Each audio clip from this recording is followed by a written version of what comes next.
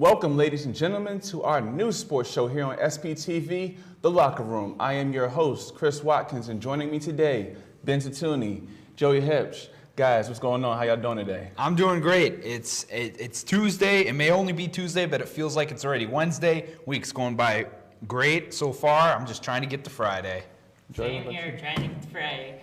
Thanksgiving break's almost here. Tell me about it. It's a little past Tuesday, a little past 5 on a Tuesday, but we are indeed live. And tonight we'll be talking about Pointer Sports, the NFL, of course, and the wildest college football weekend in quite some time, as well as the start to the college basketball season. Joey will recap this weekend's NASCAR race, and once again we'll have our new segment, What's Bothering You? To start, Pointers football. The team finished with their season with a loss to UW River Falls by a score of 34-17 this past Saturday on the road. Kyle Larson was 18 of 32 for 217 yards and 2 touchdowns in his last game as a Pointer. Jared Pankow had 6 receptions and 1 touchdown. He finished just shy of 900 receiving yards for the season. And the Pointers overall finished with a 6-3 record, 3-4 record in conference play. Guys, what can you take away from this season? We will start with you, Joey. Well, I took away our defense was actually pretty good throughout the season. They were very productive despite Aaron Carlin being gone. John Kotchwitz stepped up, and the front seven overall was very strong. They just played a couple of tough opponents. And the offense was very productive despite Kyle Larson being out, I think, for 3 games out of the season. And Pankow and Taylor led the receiving corps just like they were expected to after Matt Szynski left. Overall, they had a very good season despite their 6-4 record. All right, Ben, what about you? I think what we can take away is exactly the expectations we had coming in. I mean, going to their schedule, they always seem to play Whitewater, Oshkosh, Platteville 3 in a row every single season. They played all 3 of those teams very well. They almost beat Platteville. The Whitewater game was fairly close, as was Oshkosh. The injuries obviously derailed their season, losing Christian Almonte for the season. Hurt them on special teams and in the offense. He can obviously run the ball, and he's a threat coming out of the backfield as a receiver. I think Kyle Larson being gone for 2-3 games, like Joey said, derailed what they were trying to do on offense. But I think it was a pretty successful season. Obviously, they would have liked to have beaten River Falls and finished the season with a win, but I think it was a success nonetheless. Yeah, both of you guys make valid points. I think just given the senior turnover, like you guys mentioned with Carlin and Szynski and guys like that leaving the picture, and you have young players coming in, and you have Pankow, like you said, and others stepping up into those leadership roles. Air Senior, as we always talk about on the live broadcast, it was pretty successful. The defense came in, again, a lot of senior turnover, but I mean, the secondary played well. The front seven had a lot of energy. And, of course, Christian Almonte being hurt did kind of, derail the point of the season a bit because he can do so many things out of the backfield and in special teams. But overall, the rebuilding process is looking pretty good. We'll see if they can build on that next season.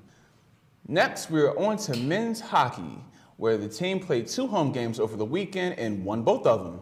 On Friday, they defeated Concordia Moorhead 6-3. Oh, I'm sorry, 6-3 with Moorhead leading the offense. Tanner Carty had 2 goals, and Omar Mullen had his first goal as a Pointer. On Saturday, they defeated St. John's 5-2. Leading the offense for the Pointers on Saturday was Elliot Grauer with 2 goals, and also chipping in was Jacob Barber, Lawrence Cornelia, and William Nong Lambert, each with goals. With 2 wins over the weekend, guys, the team is now 5-0-1. What does the hot start for the Pointers say about the team? Ben, start with you. I think the numbers speak for themselves. They're a hot team. They have started the season exactly how we expected them to. I think the 2 games they have coming up they play St. Norbert on Saturday. That'll be a good road test. I think just like football, we're talking about a lot of seniors that were lost from last year. I think a good core returned. You're seeing players that didn't get to play a lot last year playing a lot early in the season and putting up goals. Jacob Barber's been great offensively. Tanner Carty's played well. John O'Davis carried over to his senior year what he did his freshman year, which is always good to see. And I think they're going to be as deadly as a team as they've been in the country. Yeah, Joey? Yeah, they're picking up right where they left off after that big run to the championship last year. And they are proving that they are the championship favorite coming into the season. So they're doing a good job creating offense, and their defense is very solid. Absolutely. When you get out on offense to these quick leads, like we mentioned last week, they've been up in the first period, I think, every game so far. So when you can kind of get out and then just, let the defense take over from there and kind of maintain the lead, it usually results in a win. And it's done that in 5 out of 6 games for the Pointers so far, with that one non-victory being a tie. So the Pointers are back on the road again as they take on Marian University on Friday, and then, as Ben mentioned, St. Norbert on Saturday. On the women's side of hockey, they had their first home game of the season Friday against UW River Falls and lost 2-1.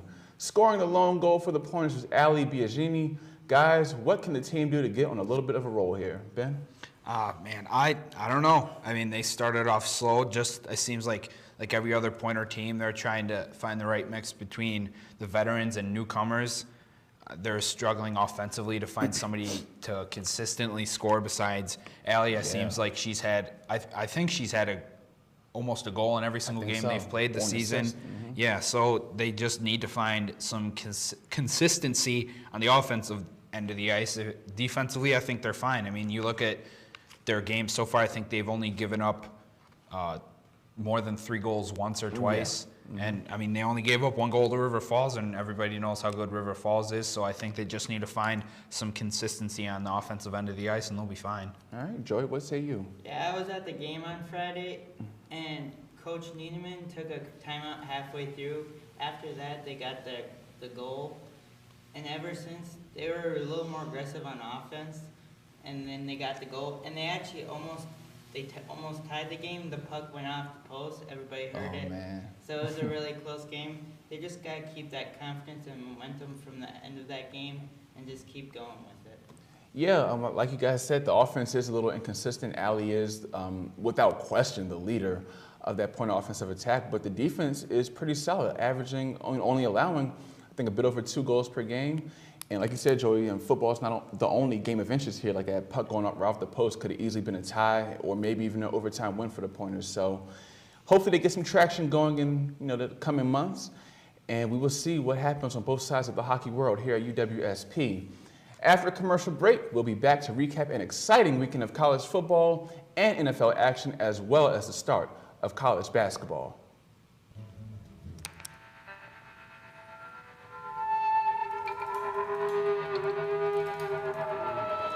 Awesome.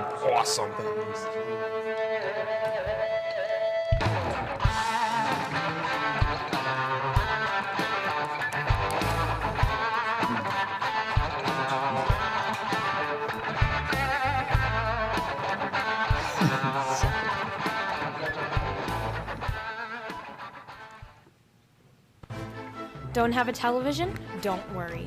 SPTV is available on demand at uwsp.edu/SPTV.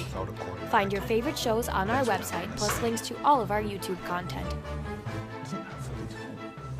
Stay up to date with SPTV news that includes information about campus and community happenings. And don't forget to like us on Facebook. We're SPTV-UWSP Television. SPTV. Let's make media together. Welcome back to the locker room. The Wisconsin Badgers beat Illinois on Saturday at Camp Randall by a score of 48-3.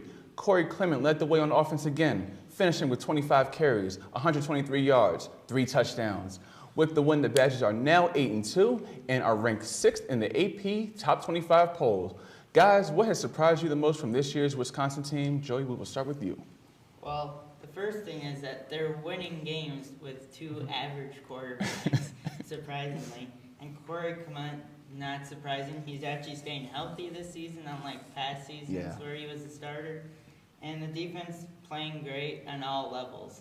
Yes, the typical formula, it seems like. Ben? Yeah, I think, I mean this in the nicest way possible, but their 2 quarterbacks are nothing really that opposing defenses need to worry about when they're game planning for the Badgers. I think one thing that we should really focus in on is the injuries. They lost their kicker for the season. Mm-hmm. They lost Chris Orr, one of their star linebackers, the first game of the season against LSU. They lost Jack Sitchie, I believe, 2-3 weeks ago. That's been something that they've had to game plan for without having them. Vince Beagle missed 2 weeks, but the fact that they've been able to, plug in these pieces and they've been able to succeed. The linebackers, Ryan Conley, Alec James. The Badgers have been able to plug them in, and it's been like, it seems like nothing's been missing on the defensive side of the ball, at least. Yeah, it seems like a tried and true formula. I mean, it doesn't matter who's at running back, from Monty Ball to Melvin Gordon to, I mean, they could plug in whoever. They could plug in one of us. We could probably get 100 yards and a couple of touchdowns. The formula just, average quarterback play, manage the game, run the ball well, play defense well. It takes you a long way, and does it for the Badgers typically every season. So we'll see what happens next. They have a pretty soft ending to their schedule, and who knows, the playoffs may await for Wisconsin's own. Also, it was an exciting weekend in college football with 3 top 5 teams losing. Michigan losing to Iowa on a last-second field goal, Clemson losing at home to Pittsburgh, and Washington also losing at home to USC. Guys, what loss surprised you the most, Ben? I'm going to have to go with Clemson and Pittsburgh. You look at those other couple games, Iowa, they may be having a down season, but they're always tough to play at home. Washington, they had the home field advantage, obviously playing at home, but UFC has surprisingly went up the polls. I think it's now 6 straight wins in a row. They've saved their coach's job as well as their season. Like I started off saying, I'm gonna have to go with Pittsburgh and Clemson. I think Clemson should have, no offense to Pittsburgh, but Clemson should have blown them out of the water in the first half. Their defense wasn't as good as it's been in past games, and their offense wasn't able to be as high-powered and wasn't able to get ahead as they have been. Yeah. Joey, what about you? I think I agree with Ben. Clemson, Pittsburgh. Clemson's been really good over the last 2 years, so they should have easily blew Pittsburgh out. And Pittsburgh is normally not that great of a team usually, but never know. Upsets happen for a reason. Any given Saturday, as they say, I also agree with you guys. Clemson losing at home to Pitt. I mean, you can understand Washington losing at home to USC. USC is a far better team than Pittsburgh is. And even Iowa and Michigan, Michigan has had a pretty soft schedule throughout this season. And night game, on the road, hostile environment, you can kind of expect it. But Pitt beating Clemson, at Clemson, Deshaun Watson and all those guys, just something that you wouldn't expect every day. Did you guys watch Clemson Pittsburgh? I saw like the tail end of it. The Pittsburgh kicker's last name was Blewett, and as he went onto the field to kick that last second field goal, I was like, if this kid misses it, he's never going to hear the end of it. And thank God for him, he made it. So, jokes averted there. Yeah, the meme police would have been all over him. Yeah. Needless to say. Well, the new AP poll came out on Sunday. Alabama is number 1, unsurprisingly. The Buckeyes of Ohio State, number 2. Louisville, number 3. Michigan, 4. Clemson, 5. Wisconsin, 6. Washington, 7. Oklahoma, 8. Penn State, 9. And West Virginia is number 10. Guys, who in the world is going to make it to the college football playoff this year? I'll take Alabama. I'll take Wisconsin. I will also take...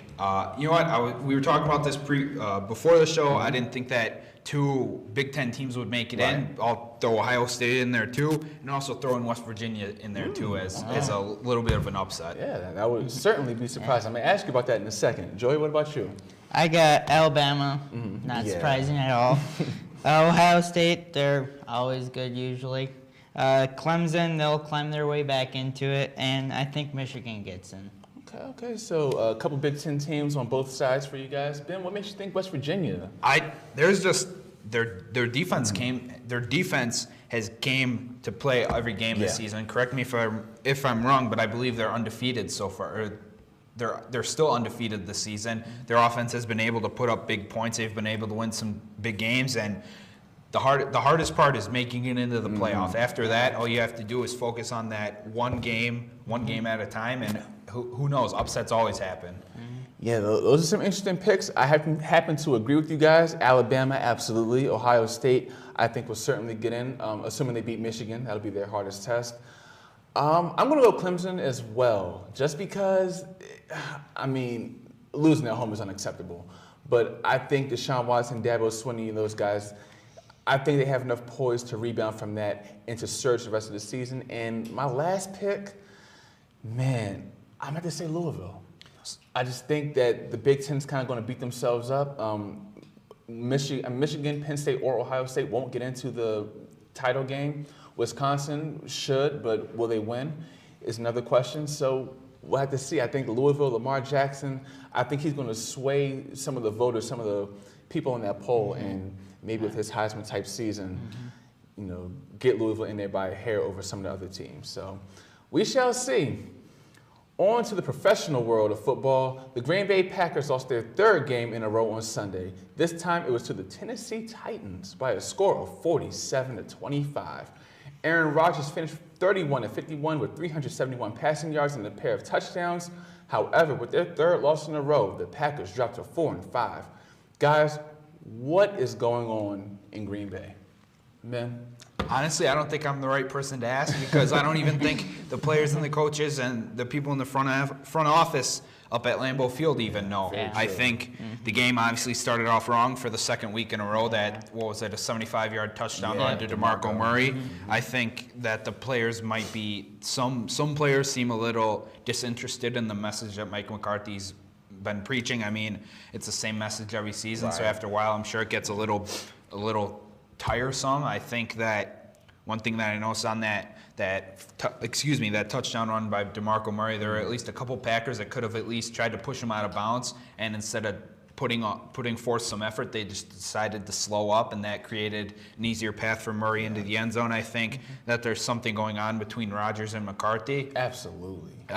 Anybody can notice that. They don't seem to be communicating as well as they usually do on the field. I don't know what's going on with Rodgers' performance. He's been throwing balls way too high over receivers. He's been throwing them behind receivers. He's been throwing them low, and the receivers have to try and scoop them off the ground. I think injuries have been a tough part. Their second, Demarius Randall was out. Sam Shields is still out. They finally got James Starks back on offense, and instead of doing a 1-2 combo with James Starks and Ty Montgomery, James Starks, I believe, got close to 50 snaps. Ty Montgomery only had 22, and I think Richard Rodgers, the tight end that never seems to do anything good, got more snaps than Ty Montgomery. So I can't pinpoint it on one thing as to what's going wrong with the Packers. Joey, anything to add? That was kind of hard to follow up. He kind of hit everything. Well, it doesn't help the secondary is depleted. Both starting DPs are out. Yeah. Sam Shields, our best one. We really miss him. And the linebackers, Clay Matthews, you really haven't heard much about him the last couple games. They haven't been making any plays. And Rodgers is just off for some reason. It's very odd. Yeah, and it's been seeming like he's been that since last November, for about a full season now. I'm not sure. I don't have, you guys are the Packer fans. I have no idea what's going on in Green Bay. Whether there's lack of personnel in terms of the injuries, lack of balance on offense in terms of running the ball. Maybe they don't have Eddie Lacy. Maybe that's the reason why. Receivers can't get separation. Rodgers and McCarthy, I really don't know what's going on. But how do you guys see this season turning out? Honestly, I don't see it turning out very well. Honestly, this may surprise some people that know me as the big Packer fan that I am. I don't see them making the playoffs. I see them finishing around 5-11, 6-10. I think that they're the one bright spot that Packer fans can look forward to is that they'll have a high draft pick and the draft come April, and you'll be able to look at all the mock drafts and pick your top prospect that you want to go for the Packers. But I think their season's done. Joey? I think they go 8-8, at least get 50-50. So, and I think they might get the division because everybody in the division's been terrible. Yes, good point. Vikings have been losing. Surprisingly, Detroit's in the lead in the standings now, which is very surprising. I think they actually somehow, some way get in the playoffs. I wouldn't be surprised. It's going to be a tough road, though. I mean, it's just, for lack of a better term, it's soft football on both sides of the ball. And I don't know if they can really just parlay that into a playoff run, let alone a division title or even a wild card. But we'll see. It's Washington next, then Philadelphia. So yeah, for my sake, I hope I'm wrong, and if I am, I'll admit it. All right. Well, back to the college world. The Badgers on the basketball side got their season underway on Friday as they defeated Central Arkansas 79-47.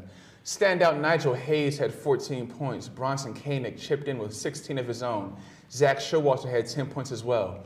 Guys, the Badgers have a pretty lofty ranking so far. What can we expect from these guys this season? I think more of the same, like you just read off those stats. Hayes, Koenig, and Showalter should lead the Badgers in scoring every night.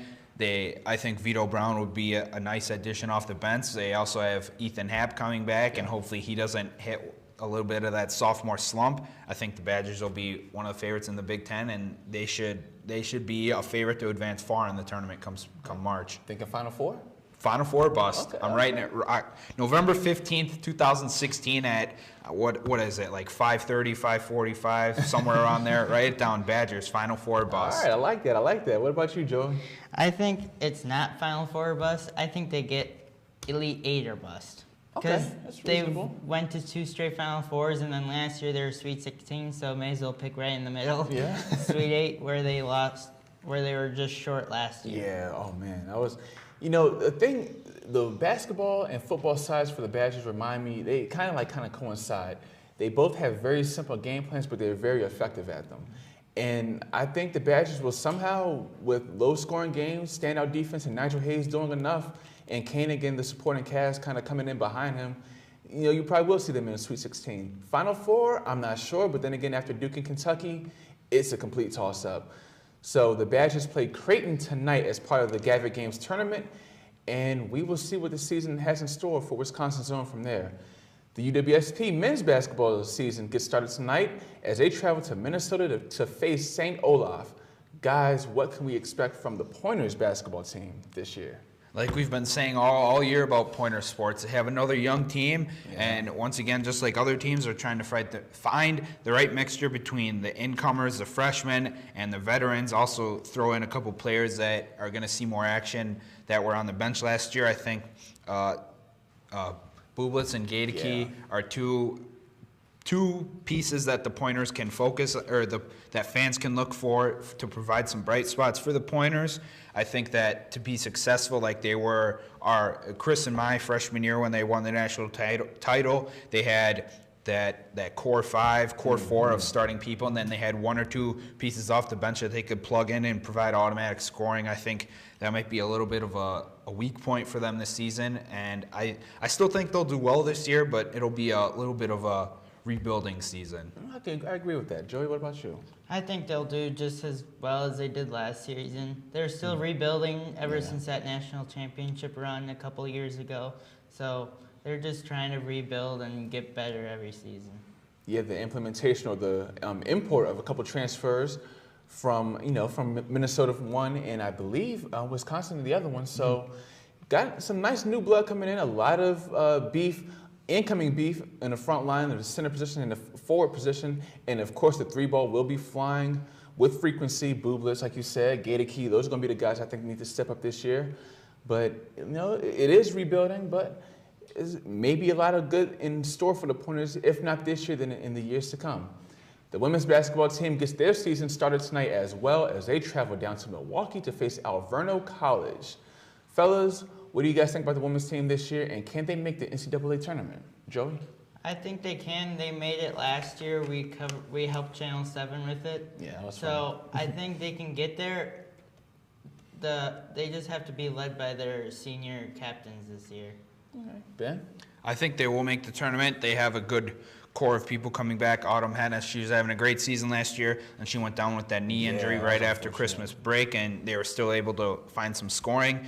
That with her going down, that meant that a group of 2 or 3 freshmen got more playing time than they were expected last year. The Rowland sisters are now juniors, and they've had experience in Coach Egner's system, and I'm sure they'll be looked to as the quote-unquote leaders of the team, and I think they'll be an exciting team to watch this year, and they'll contend for the conference. I wouldn't be surprised if they win it, and they'll be going back to the tournament come springtime. Yeah, I definitely expect Autumn, like you said, to get up to a really good start. After all, it's her season. It's November. What do you expect? Well, after a quick commercial break, we'll be back with our NASCAR recap and our segment, What's Bothering You? How can you get involved with student media at UWSP?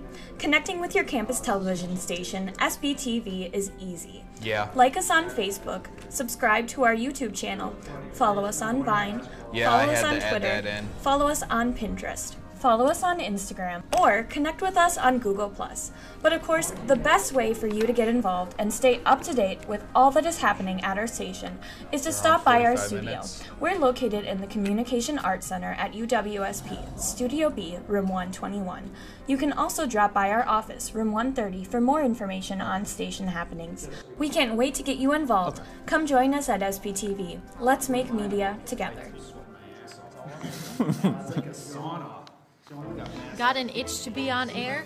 Join the SPTV news crew. Being an on and off air reporter will help you gain experience in interviewing, shooting and editing video, and reporting behind the anchor desk. Join SPTV News, pointing to you. Welcome back. This past Sunday, Joey Logano won the Can-Am 500 at Phoenix International Raceway to advance to the Championship 4 next Sunday. He'll be joined in the Championship 4 by six-time champion Jimmy Johnson, Carl Edwards, and defending Sprint Cup Series champion Kyle Busch, who advanced based on points. Wisconsin native Matt Kenseth was going to advance until the second-to-last restart, where he was crashed when Alex Bowman hit him going into Turn 1. There are two big surprises of the race. The first one is that the substitute driver for Dale Jr., Alex Bowman, won the pole and led 194 out of the 324 laps and looked like the car to beat all afternoon at his home track. The other big surprise was that Kevin Harvick, who has 8 wins at Phoenix, never led a lap and was never in contention for the win, despite finishing 4th. The 4 drivers not advancing to the Championship 4 this weekend are Denny Hamlin, Matt Kenseth, Kevin Harvick, and Kurt Busch. All 3 NASCAR National Series head to Homestead Miami Speedway this weekend to decide their 2016 champions. The Camping World Truck Series Championship race is Friday night, the Xfinity Series Championship race is Saturday afternoon, and the Sprint Cup Series Championship race is Sunday at 1:30 p.m. Now it's time for our new segment to conclude the show, What's Bothering You?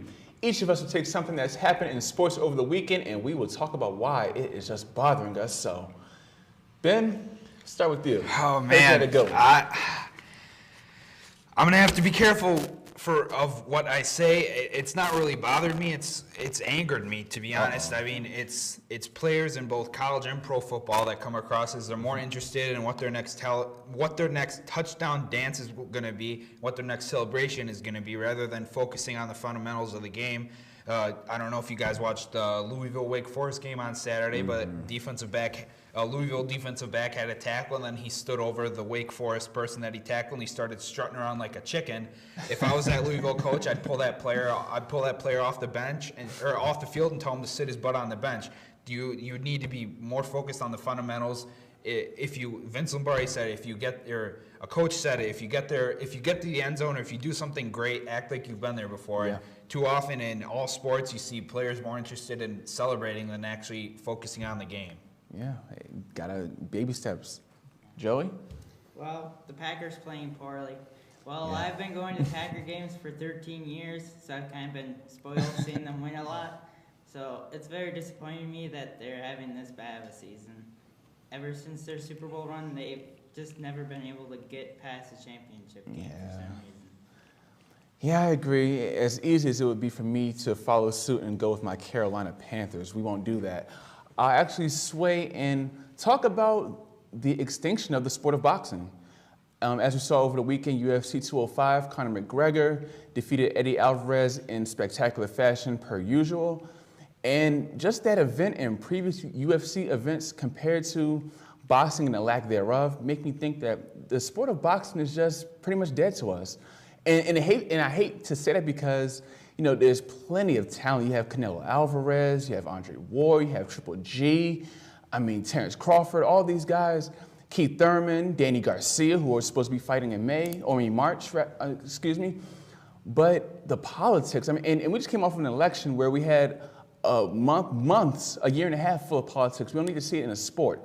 UFC gives us what they want. Boxing does not give us what we want, unless it's Floyd and Manny Pacquiao 7 years after they were supposed to fight. But I just think boxing got to do better. You're the predecessor, and you're being pretty much just run out of town by your competition. I'll keep it there because, unfortunately, that is all we have for you guys today. So I'd like to thank Joey and Ben for joining me here at the desk, and a big thank you, the viewers, and to all of our technical staff for making this possible due to their hard work. Just a reminder, this is our last show before Thanksgiving, so we will be back Tuesday, November 29th.